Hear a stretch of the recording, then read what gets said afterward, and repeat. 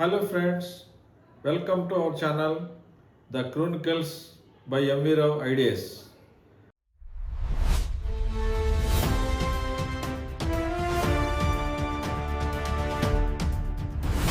I am Mallipudi Venkatrao, retired as a Assistant Controller from Ministry of Defence. Through this video, I brought a good news to our unemployed youth. ఇప్పుడు మనం చూసినప్పుడు అక్కడ SSC నుంచి ground duty constables అనే ఒక భారీ notification వచ్చింది. ఇందులో దాదాపు 25,000 పోస్టులు పైన అడ్వర్టైజ్మెంట్ రావడం జరిగింది. ఈ ఈ ఎక్కువ భారీ ఉద్యోగాలు ఉన్నప్పుడు మనకి రిజల్ట్ కూడా చాలా ఎక్కువే ఉంటుందని చెప్పుకోవచ్చు. కాబట్టి అందరూ యూత్ అందరూ దీని మీద ఒకసారి మీరు కాన్సన్ట్రేట్ చేసి ఈ ఎస్ఎస్సి జీడీ అంటే ఏంటి అని ఒకసారి మనం తెలుసుకుంటే బాగుంటుంది. ఈ ఓవరాల్ కండక్ట్ చేసే ఎగ్జామ్లో అసలు ఎన్ని విభాగాలకు సంబంధించిన పోస్టులు ఏమున్నాయో అవన్నీ వివరంగా చూద్దాం మనం. ఈ యొక్క మొత్తం టోటల్ అడ్వర్టైజ్మెంట్లో 7 విభాగాలు అంటే 7 ఫోర్సెస్కి సంబంధించిన పోస్టులు ఇక్కడ తెలియజేయబడ్డాయి. ఆ పోస్టులు ఏంటంటే మీకు తెలియజేస్తాను. బోర్డర్ సెక్యూరిటీ ఫోర్స్లో బిఎస్ఎఫ్లో టోటల్ నెంబర్ ఆఫ్ వేకెన్సీస్ 616 పోస్టులు ఉన్నాయి. అలాగే సెంట్రల్ ఇండస్ట్రియల్ సెక్యూరిటీ ఫోర్స్ అంటే సిఐఎస్ఎఫ్లో total number of post vacancies 14,595 vacancy ఉన్నాయి. అలా తర్వాత సిఆర్పిఎఫ్ సెంట్రల్ రిజర్వ్ పోలీస్ ఫోర్స్లో టోటల్గా మొత్తం 5,490 పోస్టులు వారి అడ్వర్టైజ్మెంట్ జరగడం జరిగింది. తర్వాత మనం చూస్తాం ఎస్ఎస్బిలో మనం చూసిన పోస్టులు వేకెన్సీస్ 1,764 వేకెన్సీస్ వేశారు. సరే, తర్వాత ఇండో టిబెటన్ బోర్డర్ పోలీస్ ఫోర్స్లో ఐటీబీపీలో టోటల్ 1,293 పోస్టులు వారు అడ్వర్టైజ్మెంట్ చేశారు. అలాగే అస్సాం రైఫిల్స్లో 1,706 పోస్టులు, అలాగే ఎస్ఎస్ఎఫ్లో 23 పోస్టులు. ఇలా మొత్తం అన్నీ కలిపినప్పుడు మొత్తం 25,487 వేకెన్సీస్ మనకి వీళ్ళు అడ్వర్టైజ్మెంట్ చేశారు. అంటే అప్రాక్సిమేట్గా ఇందులో చాలా ఉమెన్స్కి కూడా ఇందులో ఛాన్సెస్ ఉన్నట్లుగా మనం చూడవచ్చు. ఇక్కడ టోటల్గా అప్రాక్సిమేట్లీ 8% వేకెన్సీస్ ఉమెన్ క్యాండిడేట్స్కి వారు కేటగిరీ చేయబడింది. కాబట్టి ఇటువంటి అద్భుతమైన అవకాశాన్ని అందరూ వినియోగించుకోవాలి. ఫర్దర్ మనం చూసినప్పుడు ఇక్కడ మనం చూస్తాం పే స్కేల్. దీనికి సంబంధించిన పే స్కేల్ ఎలా ఉంటుందంటే central government pay commission 7th pay commission scales ప్రకారం వీళ్ళు ఫస్ట్ ఇనిషియల్గా పే లెవెల్ 3లో వాళ్ళు ప్లేస్ చేయబడతారు. అంటే టోటల్గా అమౌంట్ వాళ్ళకి దాదాపు 21,700 నుంచి అలాగే 69,100 వరకు వాళ్ళకి జీతం రావడానికి ఆస్కారం ఉంటుంది, పెరక్స్ ఉంటాయి. తర్వాత మనం అది పే స్కేల్.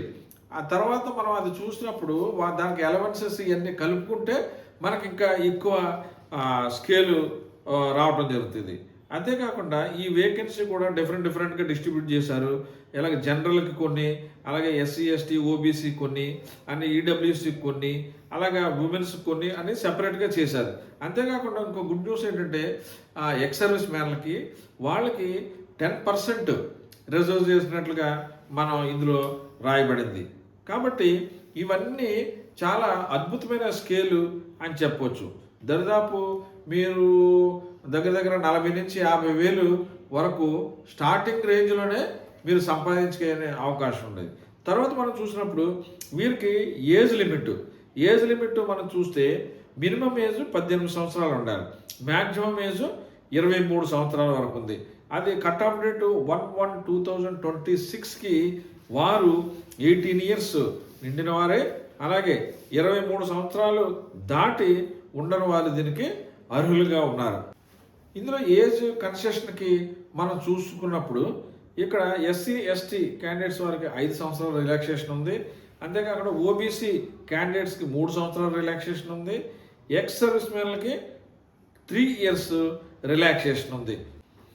ఇప్పుడు మనం ఎడ్యుకేషనల్ క్వాలిఫికేషన్స్ గురించి చూద్దాం.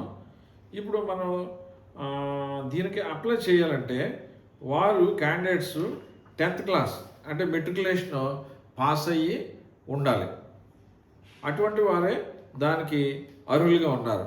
వాళ్ళు ఏది చదివినా పర్లేదు, సిబిఎస్ఈ కానీ ఐసిఎస్సి కానీ స్టేట్ బోర్డు కానీ ఏదైనా చదివినా పర్లేదు, కానీ 10th క్లాస్ వారు క్వాలిఫై ఉండాలి దీనికి అప్లై చేయాలంటే. తర్వాత ఫిజికల్ ఫిట్నెస్కి వచ్చేసరికి వారి యొక్క హైటు అంటే మేల్ క్యాండిడేట్స్ అయితే 170 సెంటీమీటర్స్ మినిమం ఉండాలి. అలాగే మినిమమ్ ఫిమేల్ క్యాండిడేట్స్ అయితే 157 సెంటీమీటర్స్ వాళ్ళు ఉండాలి. అంతేకాకుండా చెస్ట్ మెజర్మెంట్స్ చూసినప్పుడు ఇది ఓన్లీ ఫర్ మేల్ క్యాండిడేట్స్కే జనరల్ స్టాండర్డ్గా 80 సెంటీమీటర్స్ అది చెస్ట్ ఉండాలి, అంటే వాళ్ళ ఊపిరి పీల్చుకోకముందు. తర్వాత వాళ్ళు ఎక్స్పాండ్ చేసినప్పుడు 5 సెంటీమీటర్స్ దానికి పెరుగు ఉండాలి. అంతేకాకుండా ఫర్ ఎస్టీ క్యాండిడేట్స్కి అయితే 76 సెంటీమీటర్స్ ఎట్ రెస్ట్. ఫిమేల్ క్యాండిడేట్స్కి ఈ యొక్క టెస్ట్ అవసరం లేదు. అంతేకాకుండా వెయిట్ మనం చూసుకున్నప్పుడు ఏజ్కి సంబంధించిన విధంగా దానికి సంబంధించిన దానిగా physical standard measurements index box ఉంటుంది, దానికి తగ్గట్టుగా వారి యొక్క వెయిట్ ఉండాలి. అంతేకాకుండా వీరికి పిఈటి టెస్ట్ కండక్ట్ చేస్తారు. ఇవన్నీ సరిపోయిన వాళ్ళకే ఇది పిఈటి టెస్ట్ కండక్ట్ చేస్తారు. మేల్ క్యాండిడేట్స్ 5 కిలోమీటర్స్ రన్నింగ్ ఉంటుంది. అలాగే వాళ్ళు ఆ 5 కిలోమీటర్స్ రన్నింగ్ 24 మినిట్స్లో వాళ్ళు ఆగకుండా కంప్లీట్ చేయగలిగి ఉండాలి. అంతేకాకుండా ఫీమేల్ క్యాండిడేట్స్కి వచ్చేటప్పటికి 1.6 కిలోమీటర్స్ రన్నింగ్ టెస్ట్ ఉంటుంది. దాన్ని వారు 8 minutes 30 secondsలో వారు కంప్లీట్ చేయాలి. అది ఇంకొకటి ఇంపార్టెంట్ నోట్ ఏంటంటే వాళ్ళు ఇందులో పిఎస్టి ఆర్ పిఈటి టెస్ట్లో ఫెయిల్ అయి ఉంటే వారు మొత్తం వారి యొక్క క్యాండిడేట్స్నే క్యాన్సిల్ అయిపోయే విధంగా ఉంది. ఈ పిఈటి టెస్ట్ క్వాలిఫైయింగ్లో ఒక ముఖ్యమైన విషయం ఏంటంటే ఇది చాలా చక్కటి ఛాన్స్. ఈ పిఈటి పిఎస్టి టెస్ట్ చేస్తారు, కానీ అందులో క్వాలిఫైయింగ్ మార్క్స్ వారేమి సెలక్షన్కి కౌంట్ చేయరు. వాళ్ళు ఏంటంటే you need to pass the test. అంటే వాళ్ళు ఇన్ని మినిట్స్లో వాళ్ళు రీచ్ అవ్వాలని ఉంది కదా, ఆ అన్ని మినిట్స్లో రీచ్ అయితే సరిపోద్ది. అందులో ఫస్ట్ సెకండ్ వచ్చిన వాళ్ళు అనే కాదు కనుక అది మీరు ఆ పిఈటి టెస్ట్ పాస్ అయితే సరిపోతుంది. తర్వాత అంశంగా మనం ఎగ్జామ్ ప్యాటర్న్ ఇక్కడ మనం చూద్దాం. ఈ ఎగ్జామ్ ప్యాటర్న్లో ఇది సిబిఈ బేస్డ్ అంటే కంప్యూటర్ బేస్డ్ ఎగ్జామినేషన్గా ఉంటుంది. ఇది exam schedule tentative dates February, April 2026లో మనకి ఈ ఎగ్జామ్స్ ఉంటాయి. అది మీరు ఎప్పుడైనా అనౌన్స్మెంట్ వెబ్సైట్లో వస్తుంది, వెబ్సైట్లో చూసి అప్పుడు మన హాల్ టికెట్స్ అవి డౌన్లోడ్ చేసుకుంటాం. తర్వాత ఈ ఎగ్జామ్ ప్యాటర్న్ వచ్చేటప్పటికి ఎగ్జామ్ ఫార్మాట్ ఎట్లా ఉంటుందంటే total questions 80 multiple choice questions ఉంటాయి. టోటల్ డ్యూరేషన్ ఏమో 60 minutes ఉంటుంది. టోటల్ మార్క్స్ ఏమో 160 మార్క్స్ ఉంటాయి.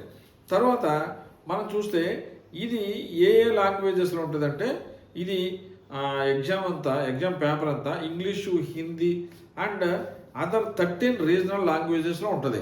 ఇంకో గొప్ప విషయం ఏంటంటే మన తెలుగు వాళ్ళందరూ కూడా ఈ తెలుగులో కూడా ఎగ్జామ్ పేపర్కి మనం లాంగ్వేజ్ చూజ్ చేసుకుని ఎగ్జామ్ తెలుగులో రాయొచ్చు. సో దట్ ఏంటంటే ఎక్కువ మార్కులు మనం గెయిన్ చేయడానికి ఉంటుంది.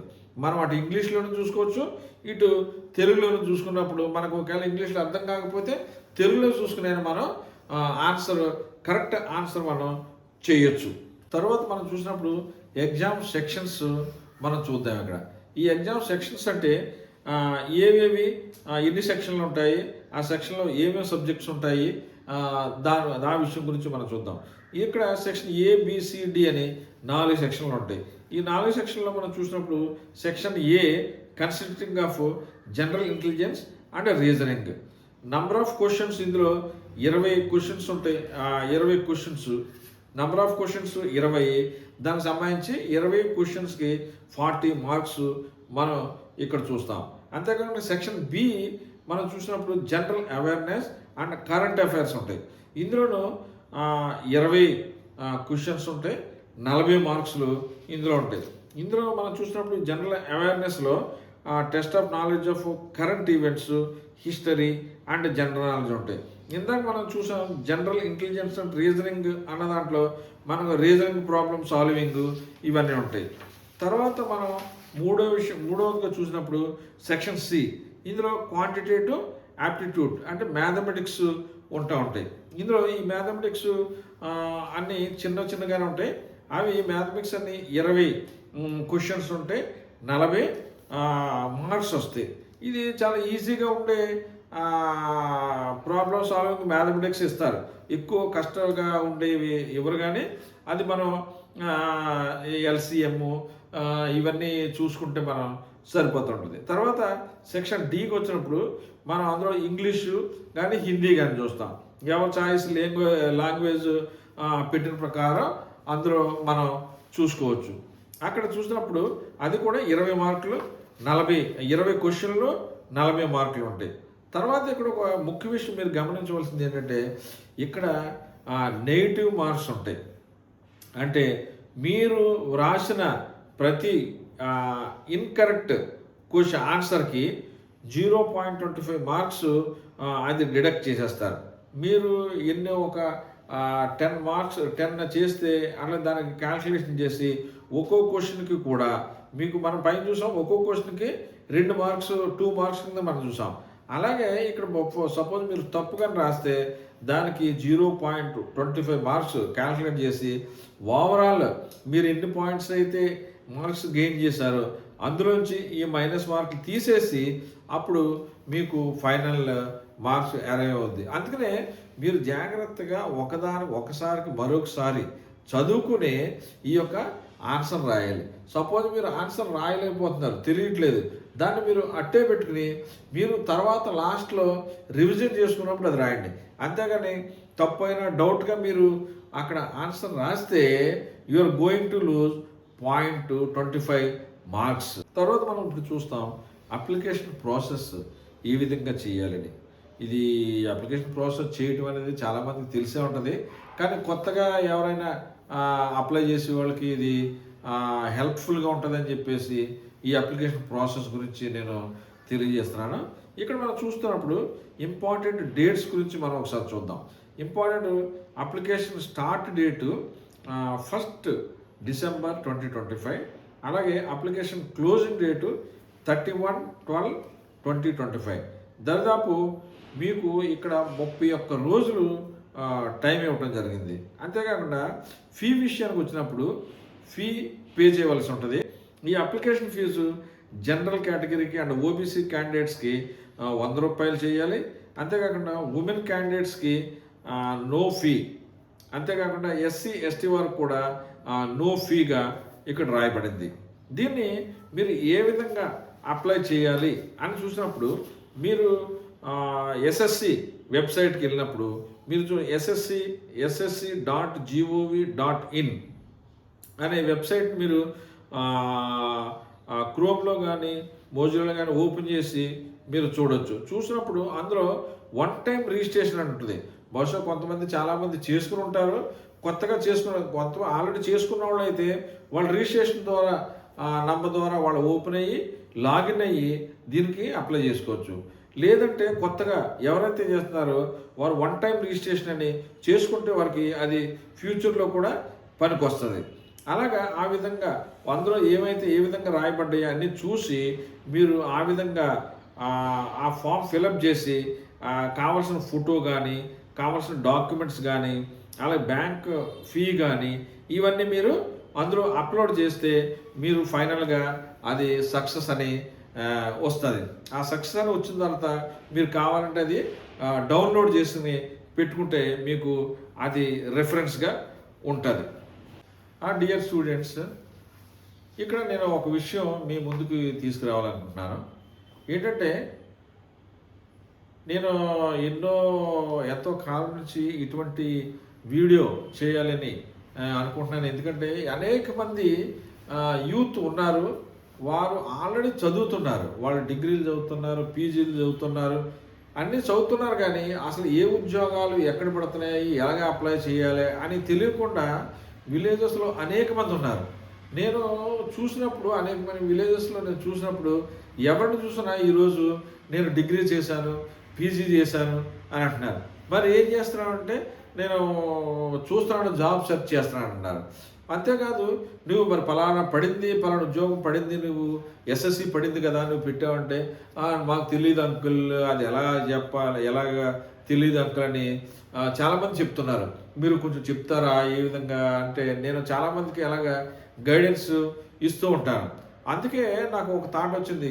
ఈ విధంగా అనేక మంది ఈరోజు వీడియోస్లో చేసి చాలామంది చెప్పి అలాగే చాలామంది యూత్కి హెల్ప్ చేస్తున్నారు. ఇంకా అదేవిధంగా ఈ ఛానల్ ద్వారా తెలియజేస్తే ఇంకా మరికొంతమందికి ఇది అవగాహనగా ఉంటుంది, వారికి అవగాహన పెంచిన వాళ్ళం అవుతాము, తద్వారా వాళ్ళు కూడా బెనిఫిట్ అవుతారనే ఒక సదుద్దేశంతో నేను ఈ వీడియో చేసి మీకు పంపిస్తున్నాను. కాబట్టి అందరూ ఈ వీడియో చూసిన వాళ్ళందరూ మీరు తప్పనిసరిగా ప్రమోట్ చేస్తారని నేను ఆశిస్తున్నాను. ఎందుకంటే మీరు తప్పనిసరిగా ఇది సబ్స్క్రైబ్ చేసి మీరు వేరే వాళ్ళకి రెఫర్ చేసినప్పుడు అనేక మందికి ఇది హెల్ప్ఫుల్గా ఉంటుంది. ఇప్పుడు మీరు సబ్స్క్రైబ్ చేయటం వల్ల మీరే కాకుండా నాకు కూడా ఎంకరేజ్మెంట్గా ఉంటుంది. అనేకమైన వీడియోలు ఈ విధంగా చేసి మీ అందరికీ నేను చెప్పడానికి ఆస్కారం ఉంటుంది.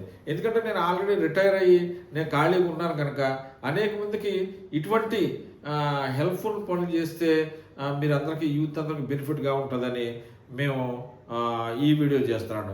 నేను చదువుకున్నప్పుడు ఇలాగా అసలు ఇన్ని మీడియాలు లేవు, అసలు ఎవరు చెప్పేవారు కాదు, మాకు మేమే వెతుక్కుని అలాగా అప్లై చేసుకుంటూ మేము గవర్నమెంట్ జాబ్లోకి రావడం జరిగింది. ఈ గవర్నమెంట్ జాబ్ అనేది మీకు ఎంతో ఎంతో ఆదరణగా ఉంటుంది, మీకే కాదు మీ ఫ్యామిలీకి కాదు, ఎంతో ఉపయోగకరంగా ఉంటుంది. ఎందుకంటే మీరు జాబ్ సెక్యూరిటీ అనేది మీకు తప్పనిసరిగా ఉంటుంది. అదే మీరు ప్రైవేట్ జాబ్స్లో చూస్తున్నప్పుడు వాళ్ళు ఎప్పుడు తీసేస్తారో, ఎప్పుడు ఎంత జీతం పెంచుతారో ఏంటో ఏమీ తెలియదు. ఇక్కడ మీరు చూసుకున్నప్పుడు ఒక క్లర్క్ కానీ గ్రౌండ్ డ్యూటీ ఒక కానిస్టేబుల్గా జాయిన్ అయిన వాళ్ళు రిటైర్ అయ్యేటప్పటికి వాళ్ళు ఒక ఆఫీసర్ క్యాడర్లో, ఒక ఇన్స్పెక్టర్ క్యాడర్లో కూడా వాళ్ళు రిటైర్ అవ్వడానికి అది ఆస్కారం ఉంటుంది. ఆ యొక్క లైఫే డిఫరెంట్గా ఉంటుంది. గవర్నమెంట్ జాబ్ అన్న లైఫే డిఫరెంట్గా ఉంటుంది. అది మీరు ఒకసారి చూసి టేస్ట్ చేస్తే తర్వాత మీ పిల్లలకు కూడా మీరు దాన్ని చెప్పొచ్చు, మీ బంధువులకు కూడా చెప్పొచ్చు. ఫైనల్గా I'm requesting you all, please promote this video and subscribe and forward to others. Thank you.